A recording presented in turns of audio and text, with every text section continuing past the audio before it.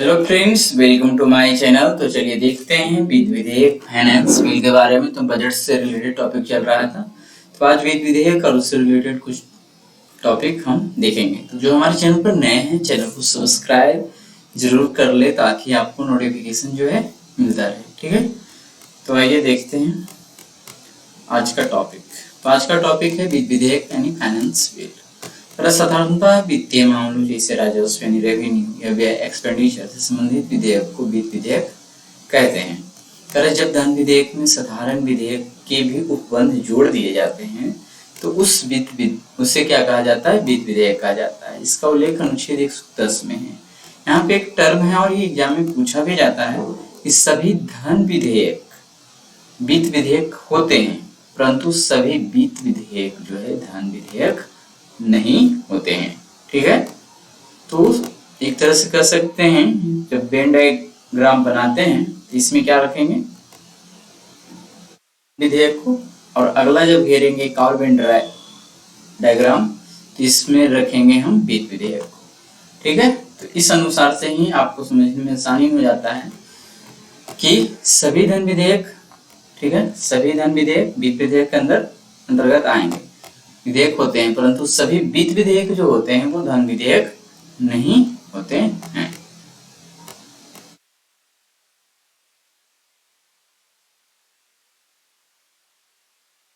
चलिए आगे देखते हैं। आगे यहाँ है कि वित्त विधेयक केवल लोकसभा में प्रस्तुत किया जा सकता है। इसके लिए राष्ट्रपति की पूर्व अनुमति आवश्यक है, यानी कि जब भी प्रस्तुत करना होगा तो लोकसभा में ही प्रस्तुत किया जाएगा, राज्यसभा में तो बिल जाएगा ही। और जब वित्त विधेयक या धन विधेयक पेश किया जाता है तो राष्ट्रपति की पूर्व अनुमति से। साधारण विधेयक के समान इसे दोनों सदनों में पारित होना आवश्यक तो होता है।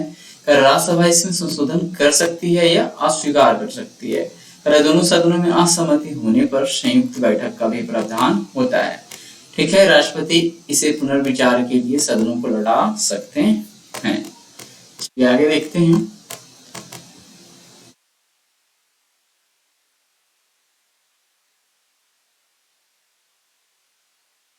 आगे देखते हैं वित्तीय घाटे के प्रकार कुछ होता है, यहाँ से क्वेश्चन आता है। जब बजट के विवरण में कुल प्राप्तियों की मात्रा से, ठीक है, कुल व्यय की मात्रा अधिक होती है तो उसे बजटीय घाटा कहते हैं।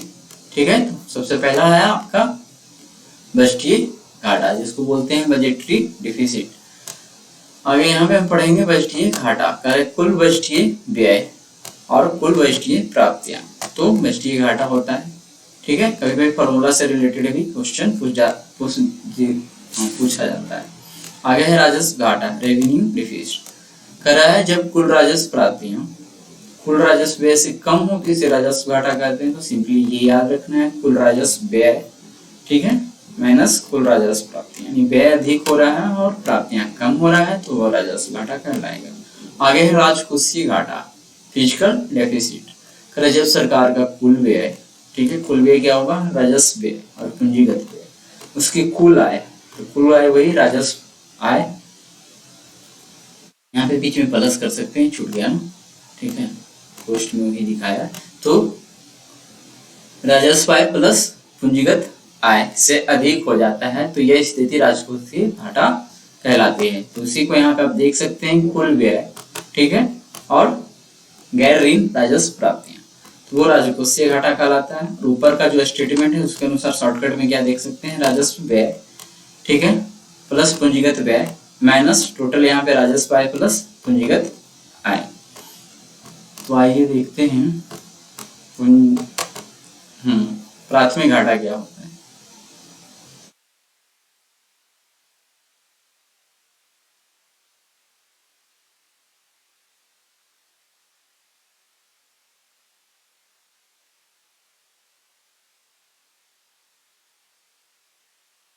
तो देखते हैं प्राथमिक घाटा, जिसको बोलते हैं प्राइमरी डेफिसिट। करें जब राजकोषीय घाटा जो हमने ऊपर देखा में से ब्याज अदायगी को घटा दिया जाता है तो उसे प्राथमिक घाटा कहते हैं। प्राथमिक घाटा सकल राजकोषीय घाटा में से ब्याज अदायगी को घटाएंगे तो प्राथमिक घाटा प्राप्त हो जाता है। फिर है मौद्रीकृत घाटा, जिसको बोलते हैं मोनेटाइज्ड डेफिसिट। करें जब घाटे की वित्तीय व्यवस्था को नोट निर्गमन के द्वारा पूरा किया जाता है तो उसे मौद्रीकरण कहते हैं। तो मुद्रा छापने की प्रक्रिया है मौद्रीकरण, यहाँ हो गया। और उस घाटे को मौद्रिक घाटा कहते हैं। तो यहाँ पे है मौद्रिक घाटा, बजटीय घाटा, साथ में प्लस सार्वजनिक बजट में आरबीआई का योगदान।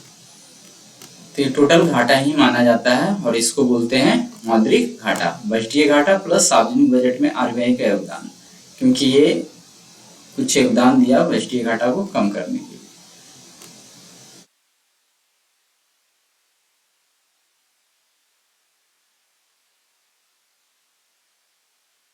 ये क्या है?